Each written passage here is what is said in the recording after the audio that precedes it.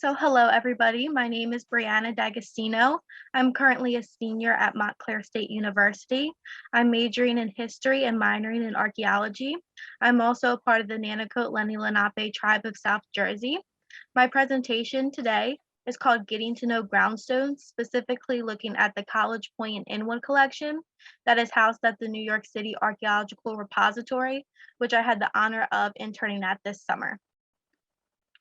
So the goal of this internship, it was to collect more details and interpretations of the groundstones that are in this collection at the repository. It was also to give more insight on the importance of groundstones in Native American culture, looking at the past and looking at the present. And it was also to discuss how many modern tools that we use today have distinctive similarities and features of groundstone tools. And it's also to help the public gain more knowledge about groundstones because groundstones are not very much talked about in Native American history or in educational textbooks.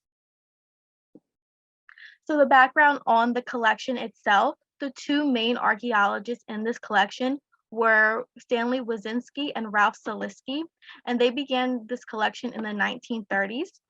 The site was primarily located in the Queens, the Bronx, and Upper Manhattan in New York.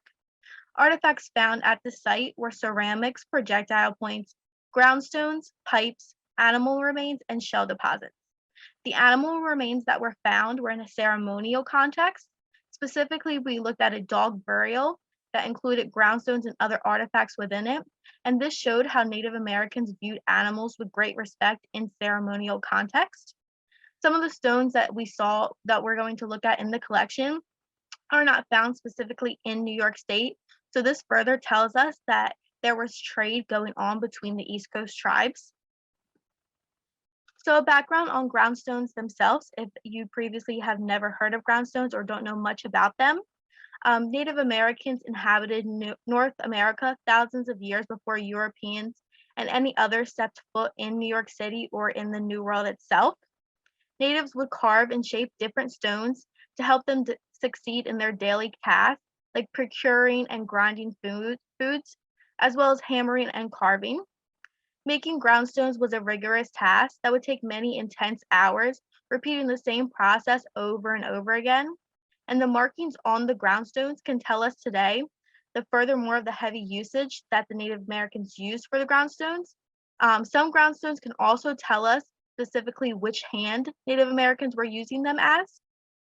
So the groundstones in this collection, we're going to be looking at 8 groundstones.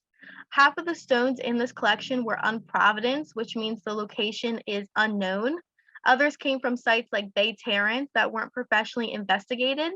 This makes it difficult to determine the artifact's provenances within the site or any type of excavation detail about the stones. However, what we can provide with this collection is a cultural and ethnographic description and detail on the stones. And the stones that we'll be looking at today are 2 circular hammer stones, a grinding stone, a pestle/mano, a molar stone, a net sinker, a polishing stone, and a wheat stone.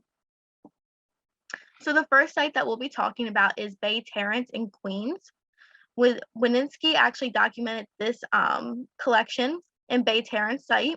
There were only 2 groundstones found at this site. Both were documented in the habitation or midden zone in layer B and C. And this means that they were not found on the topsoil. They had to dig deeper. So the first one would be the pestle/mano, which is going to be the top picture to the right. Pestles were used for grinding and crushing mostly foods. Pestles were often used with a mortar, which is a stone bowl, and together they would prepare food by crushing or grinding them. An example is corn. They would crush corn into like a mash consistency. Also, pestles in partner with mortars were and still are used today by tribal medicine men for crushing and grinding different herbs and medicines. And a modern day example of a pestle and mortar usage is when you go to a Mexican restaurant. Usually they'll crush up the guacamole in front of you using a pestle and mortar, which is great to see how Native American groundstones is still used today. The second one was a wheat stone. The wheat stones are classified under the category abrader. Abraders or wheat stones were used to help remove the tough exterior on surfaces of other stones, and they used to smooth the other stones with the wheat stone. Some abraders were also used as an axe to chip away at small tree limbs or bushes. These stones were also chosen for their triangular V shape, which we can see in the bottom picture. It does have a very distinct V shape. So the next site we'll be talking about is Bayside Sandpit in Queens. And the stone that was found here was a polishing stone. So polishing stones were used to smooth or polish other stones or pottery. The act of polishing means to create a flat or smooth surface on pottery bones, or other stones. These stones were commonly used to burnish the exterior surface on unfired ceramic vessels. They were also used to pressure flake other stones, which means they would remove edges off of another stone by using the polishing stone to press the sharper edges and remove little flakes of the other stone until they were satisfied with the outcome. So the third site is the dog burial site in College Point, Queens. This was actually my favorite one to look at. And the groundstone that was found here was a net sinker. So a net sinker is a stone that would help submerge a fishing line or net. Net sinkers are commonly found near fish-bearing water sources in middens or near herps.